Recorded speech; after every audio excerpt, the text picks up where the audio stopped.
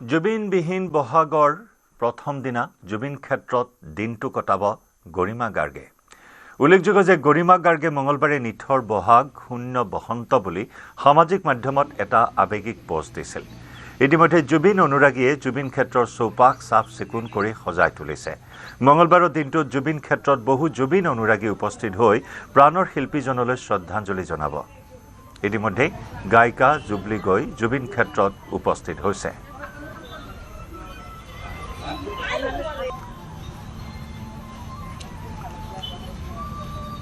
এয়া জুবিনবিহীন শূন্য বহাগ।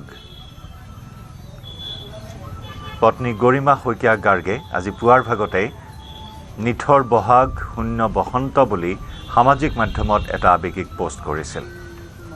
জুবিনবিহীন প্ৰথমটো বহাগৰ পহিলা দিনটোত জুবিন ক্ষেত্ৰত গোটেই দিনটো কটাব গৰিমা শইকীয়া গাৰ্গে। জুবিন অনুৰাগীয়ে জুবিন ক্ষেত্ৰৰ চৌপাশ চাফ চিকুণ কৰি সজাই পৰাই তুলিছে। আজি জুবিন ক্ষেত্ৰত বহু জুবিন অনুৰাগীৰ ভিৰ বাঢ়িব, প্ৰাণৰ শিল্পীজনলৈ শ্ৰদ্ধা জনাব। বহাগত জুবিন গাৰ্গৰ যি ব্যস্ততা পূৰ্বৰ বহাগত প্ৰতিখন মঞ্চত জুবিন গাৰ্গক লৈ শ্ৰোতা দৰ্শকৰ যি উৎসুকতা সেয়া এইবাৰ সম্পূৰ্ণৰূপে শূন্য। এয়া জুবিনবিহীন বহাগ কল্পনাও কৰিব নোৱাৰি। আৰু তেনেদৰে আজি জুবিন গাৰ্গক স্মৰণ কৰি অসমবাসী ৰাইজে ৰঙালী বিহু উদযাপন কৰিছে। মনত দুখ লৈ বেজাৰ মনেৰে ৰঙালী বিহু উদযাপন কৰিছে অসমবাসী ৰাইজে।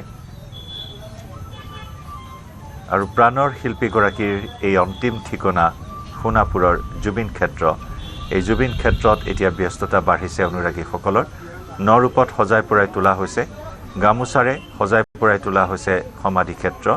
কণ্ঠশিল্পী জুবলি বৰুৱা ইতিমধ্যে উপস্থিত হৈছেগৈ জুবিন ক্ষেত্ৰত।